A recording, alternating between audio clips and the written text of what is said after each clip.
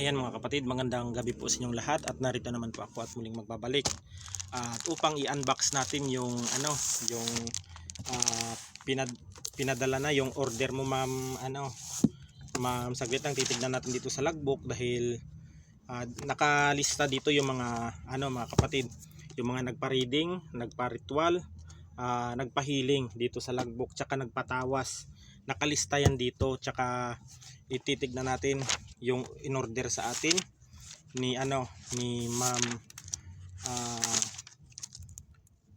Ma'am Jemeline. Yan, ni Ma'am Jemeline. At narito na ma'am yung yung ah, kandila mo na i-ritual. Ngayon din tayo magsisimula. Isusunod natin ang nagpa-ritual sa atin si Ma'am Fukuta Purita. Yan. At si Ma'am Ana, si Ma'am Jemeline, si Ma'am Jacqueline at si Bro Denmark.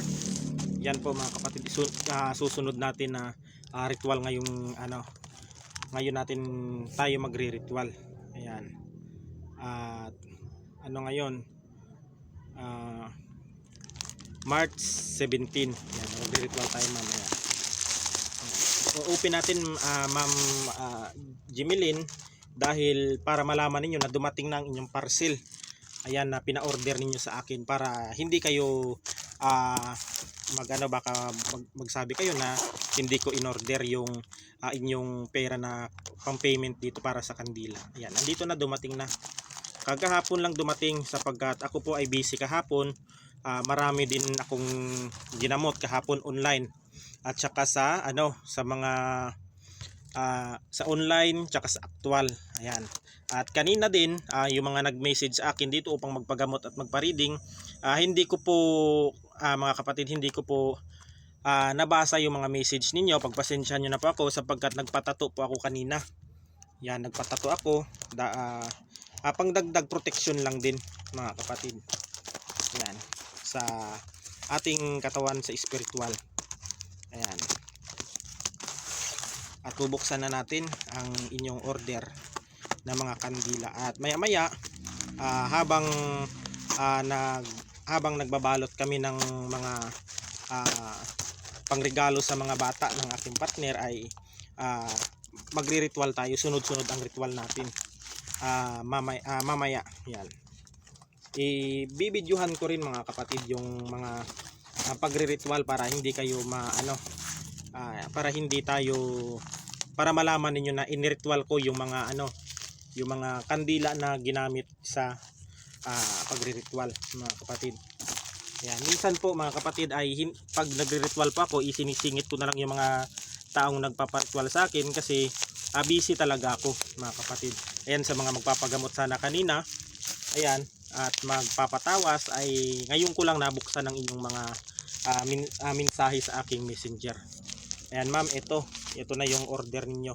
Patunay na dumating na ang inyong order na mga kandila. Yan, itong yan, itong kandila na dilaw. Yan,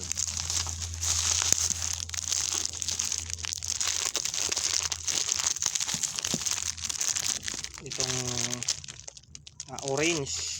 Yan, itong orange. Yan, parang dalawa. Magkaiba pala ito. Ito yung dark, ito yung light orange. Ito yung violet mga kapatid, violet na kandila. Yan, paplastar ko lang ito habang nagbabalot kami ng mga regalo ay gagawin natin ang ritual. Yan, sa mga nagpapa-ritual dito, nakalagbook po yan lahat. Nandito po yan sa logbook. Yan, sa mga nagpa-ritual at nagpadala ng mga dito na mga gamit sa mga kandila, sa mga ay nandito na. Blue, green, violet, orange, pink, yellow at white. Ayan po. At narito na ma'am. At isusunod natin ngayon ang pagtatawas sa yung nanay at tatay. Nakalista na rin dito yung schedule ng pagtatawas. Nandito na. Yan. Kasi alam nyo bakit nililista ko yung mga yung mga nagpaparitual, nagpapa-reading, ini-schedule ko para hindi po magulo ang mga schedule ko, sapagkat busy rin ako minsan. Busy din ako minsan, marami din akong ginagawa, lalong lalo na sa mga order na pangontra. Halos di na ako makalabas ng bahay sa sobrang busy. Yan, at saka kanina ay nagpatato ako. Hindi ko nabuksan isang araw yung aking hindi ko nabuksan isang araw yung aking cellphone. Yan. Ako rin ay nagpapasalamat sa aking tattoo artist na natapos din ang aking ang aking pinatato sa inyo, at napakaganda at napakasulit. Yan. Maganda rin yung mga niya mga kapatid. Ang pagkakaano niya ay talagang napakaganda. Yan. Napakaganda ng mga niya, ng mga magtato ang aking tattoo artist na yan. Yan.